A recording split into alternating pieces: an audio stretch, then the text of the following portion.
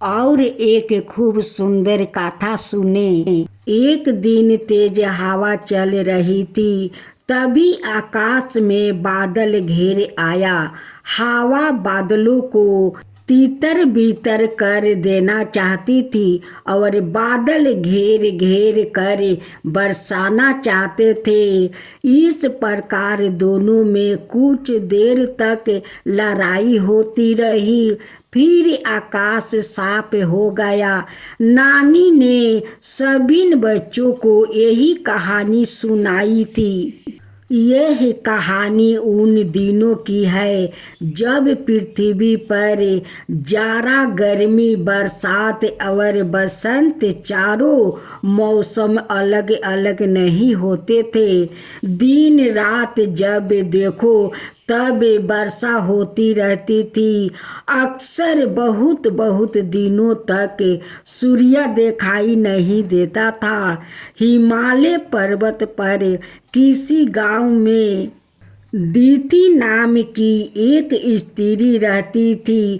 वो बड़ी रूपवती, सुशील और सच्चारित थी। मेघों के देवता इंद्र ने उसे देख लिया और उस पर मोहित हो गया।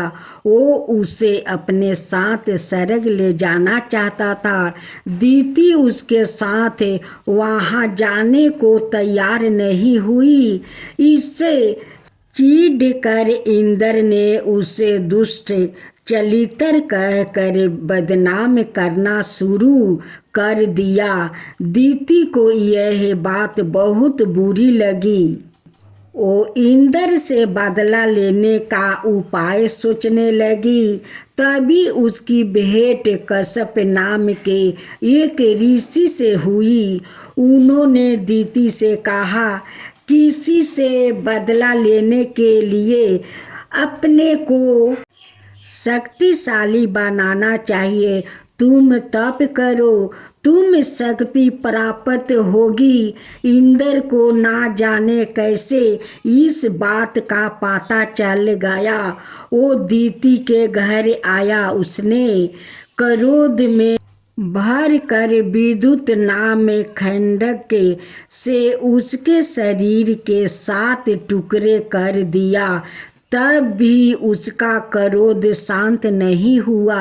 उसने उन 7 टुकड़ों में से भी हर एक के 7 टुकड़े कर दिया और फिर उनके सब टुकड़ों को दीति के घर के आसपास बिखेर कर स्वर्ग लौट गया।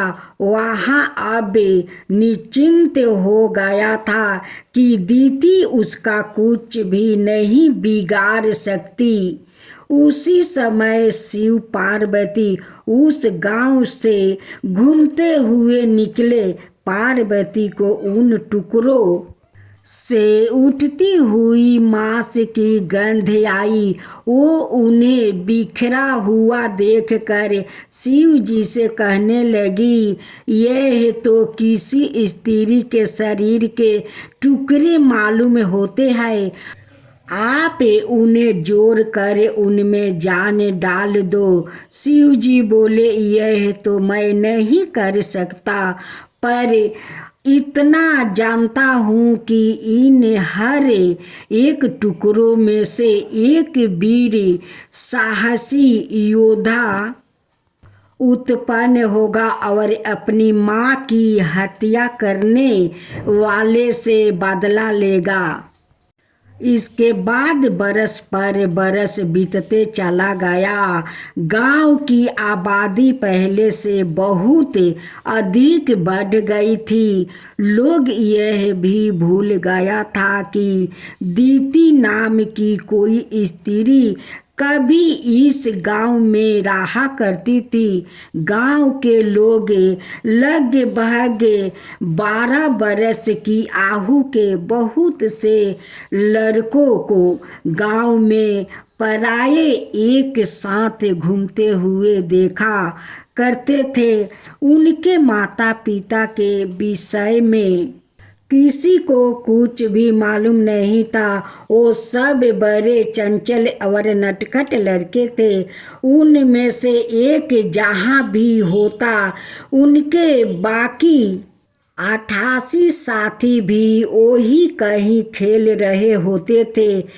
इसलिए उसने उनका नाम अलग अलग रखने के बजाय एक ही नाम मारुत रख दिया था। कुछ लोग उन्हें 49 पवन भी कहते थे।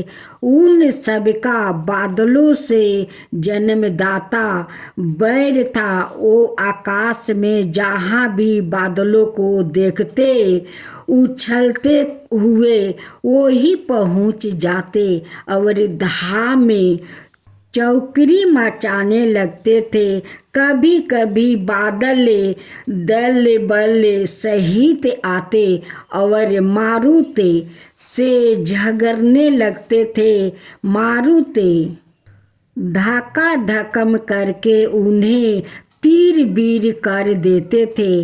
कभी वो उन्हें ढाक लेते हुए इतनी दूर तक खदेड़ आते थे कि वो फिर लौट कर आने का साहस ना कर पाते थे। और कभी मारुत को देखते ही बादलों के दल में ऐसी भाग दौड़ मच जाती थी कि वो गिरते पड़ते भागते ही दिखाई देते थे। पृथ्वी पर लगातार वर्षा करते रहना अब बादलों के देवता इंद्र के अधिकार में नहीं रह गया था। मारुति ही जब जितनी चाहे उतनी वर्षा करा लेते थे और वो ना चाहे तो कहीं एक बूंद भी वर्षा नहीं हो सकती थी। आज आप सुने माँ तुलसी का खूब सुंदर गाथा। बहुत समय की बात है, एक सास बहू थी। दोनों माँ तुलसी का पूजा किया करती थी। लेकिन सासू माँ बहुत सीधा साधा थी और बहुत ही कामचोर। वो काम करना नहीं चाहती थी, लेकिन सारा काम अपना सासू माँ से करवाती। सासू माँ खुशी खुशी सारा संसार के काम कर लेती। सासू माँ सुबह उठ कर घर आंगना गोबर से लीप लेती। लीप कर नहा धोआ कर माँ तुलसी का पूजा कर लेती और उधर रसोई में चले जाती। तब जाकर बहू सोकर उठती। उठ कर नहा धोआ कर माँ तुलसी का पूजा करके और जाकर बैठ जाती।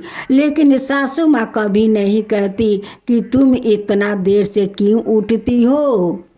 सासू माँ का भोलापन का तो वो फायदा उठा रही थी, उसलिए तो अपना सासू माँ से सब काम करवाती। लेकिन खुद तो कोई काम करती नहीं, वो तो खुद काम चोर थी।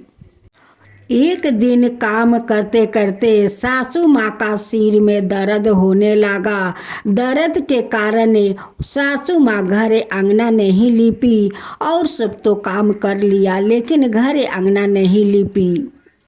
उस दिन माँ तुलसी का पौधे से सारा पाता मुरझाकर आंगना में गिर गया और उनकी पौधा खाली रह गया। जब बहू उठकर नहा धोआकर पूजा करने जाती है, देखती है कि पौधा में तो एक भी पाता नहीं है। अब सासू माँ के कहने लगी कि आज देखो तुम्हारे कारण माँ तुलसी रूस कर कहीं चली गई है। देखो तो पौधा में एक भी पाता नहीं है। आज तुम घर अंगना गोबर से नहीं लिपी तो आज माँ रूस कर कहीं चली गई है। बहू गुस्से में अपना सासू माँ से कहती है कि देखो सासू माँ, तुम्हारे कारण आज माँ तुलसी वो रूस कर कहीं चली गई है। अब वो भोली भाली सासू माँ कहती है कि ओ मेरे कारण तुलसी रूस कर चली गई है, तो बताओ वो कहाँ गई होगी। वो बहू कहती है कि कहीं नदी के किनारे पर चली गई होगी।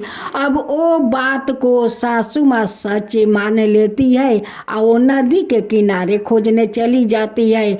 लेकिन बहू तो कितना स्वार्थी थी कि एक बार अपना सासू माँ का नहीं बोली कि मैं तो गुस्से में बोली, तुम क्यों जा रही हो, ये बात नहीं बोली कि मैं गुस्से में बोली तुम मत जाओ।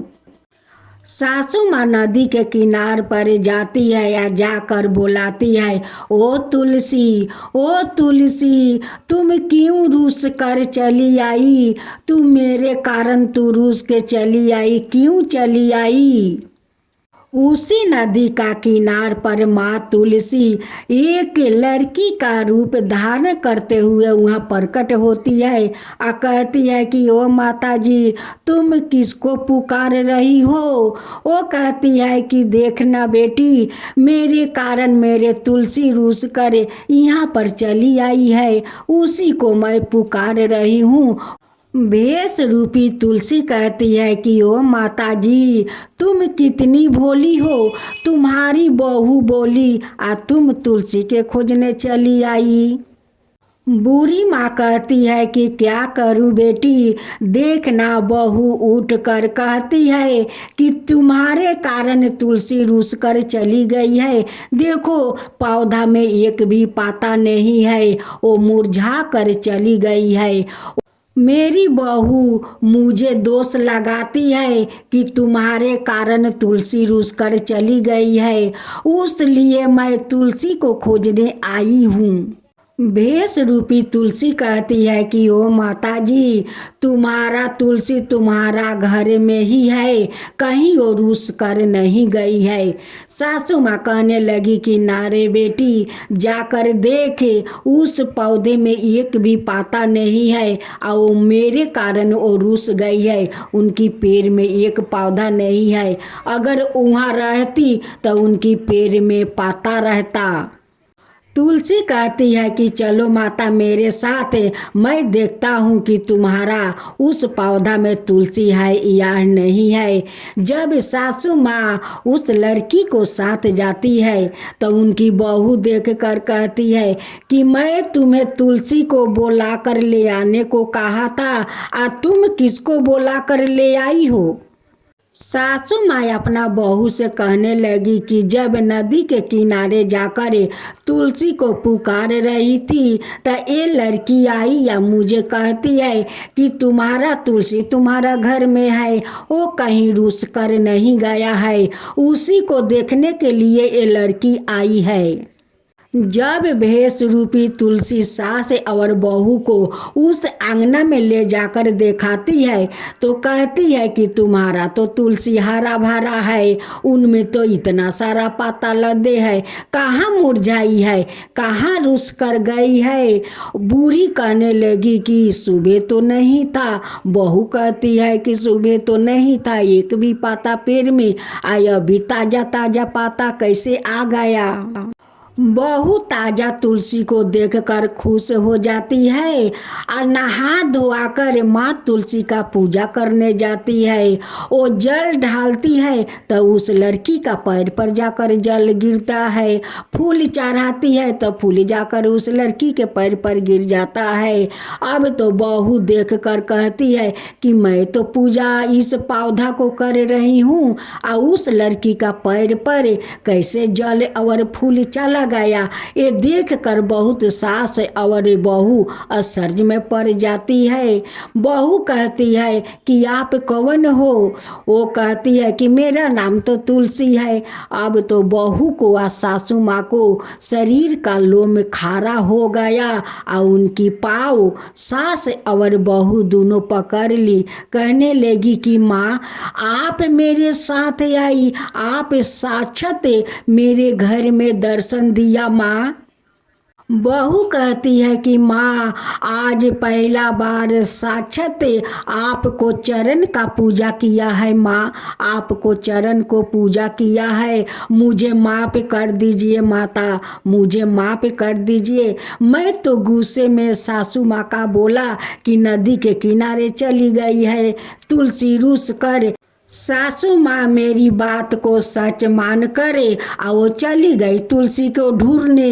अगर मैं नहीं कहता, सासू माँ नहीं जाती, तो तुलसी माता को दर्शन कहाँ मिलता। जो भगवान करवाते हैं वो सही करवाते हैं। ये तो आप ही का इशारा था कि मैं सासू माँ को बोलूं कि तुलसी रूसगर चली गई है। नहीं सासू माँ को बोलती, नहीं सासू माँ नदी के किनारे आपको खोजने जाती, और नहीं आपको दर्शन होता माता। ये तो आपका इशारा था माता, आपको इशारा। आप अगर नहीं गाछ में मुरझाती, और नहीं मैं सासू माँ को बोलती, और नहीं आपको आज साक्षात दर्शन होता माता, दर्शन होता। अपना दर्शन देकर धन कर दिया माता, धन कर दिया। माँ तुलसी कहने लगी कि जो मेरा श्रद्धा भक्ति से पूजा करेगा उसको भी ऐसा ही दर्शन मिलेगा। उनकी अन्न धन को प्राप्ति मिलेगा, सुख शांति को प्राप्ति मिलेगा, वैकुंठ को प्राप्ति मिलेगा, जो मेरा श्रद्धा भक्ति से पूजा करेगा। हे माँ तुलसी, जैसे उस सास बहू को अपना दर्शन दिया, वैसा ही सबको दर्शन दीजिए माँ। सब पर कृपा बनाए रखिए माँ, सबके ऊपर कृपा बनाए रखिए। माँ तुलसी की जय हो, माँ तुलसी की जय हो।